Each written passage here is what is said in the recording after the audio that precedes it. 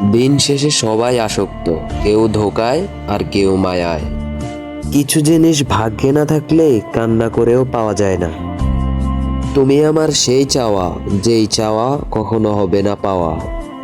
বাস্তবতা কঠিন হলেও মেনে নিতে হয়। কিছু মানুষ হৃদয় থাকে, ভাগ্যে নয়।